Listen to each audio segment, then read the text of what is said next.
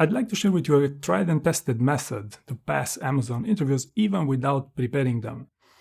And right from the start, Amazon is a great sales organization, and these types of organizations are quite good at spotting talented candidates.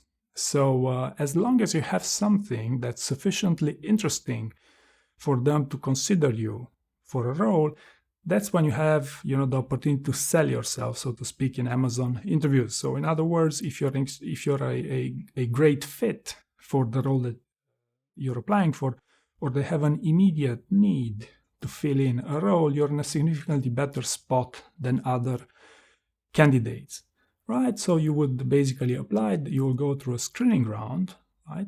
Screening rounds rarely, if at all, correlate with interview prep. So in other words, it's not really a good investment of your time to prepare screening rounds because they don't correlate with passing them.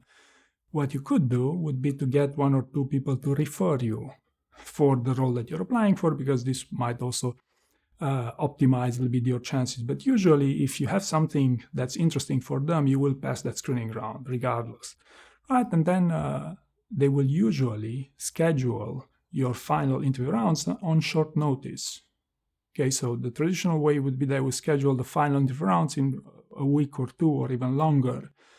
But if they schedule it on short notice, their expectation will not be that you have months to prepare Amazon interviews, which, in case you don't know, it's quite a thing. You must prepare all those leadership principles, a story bank, role play, and whatnot. So then, your interview day, your loop, and here, you must pay particular attention to certain elements with respect to Amazon interviews. The first element here would be to stay away from bluffing of any kind, even blurring a little bit the metrics, even inventing a little bit of a decision you didn't fully own, or, speaking like an AI bot and these sort of things. Always try to stay humble. There's a tendency, especially with exceptional candidates, to be a little bit arrogant during these job interviews, not only with Amazon, but in any interview. So be polite and be respectful at all times during Amazon interviews. Do your best to answer, and you will do a good job in answering your subject matter expertise questions, because, the assumption is that you're a great fit for the role, you're a qualified candidate for the role, and then you'll do a reasonably decent job in matching their leadership principles, in playing Amazon's behavioral interview game, right? And then after a number of days, they will call you back with a rejection, right? So they will call you back with a rejection, and what you should know at Amazon, not every rejection is the same, right? So there's 3 types of rejections, at least as far as I know of. The first one is the hard rejection, when they caught you cheating, they really don't like you, they might even ban you from reapplying for a period of time. Longest I've heard is 2 years, by the way. The second type of rejection is the classic rejection, where they think you did a reasonably good job, but they're not interested.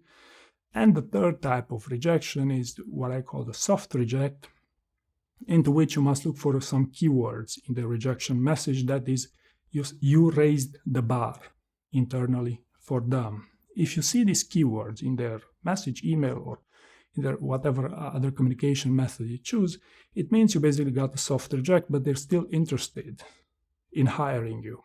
And what usually happens is that they will promise you that they will invite you back for a mini loop.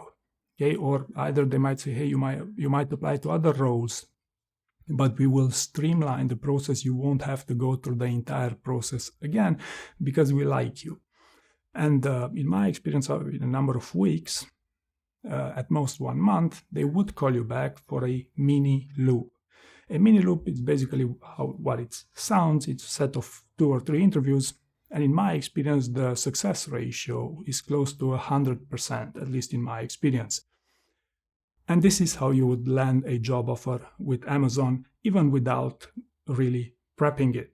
Right now, maybe as a closing remark here, do I recommend this approach? Again, this is an approach that works, that I've had this repeatedly with my clients, but I believe there's an even better one.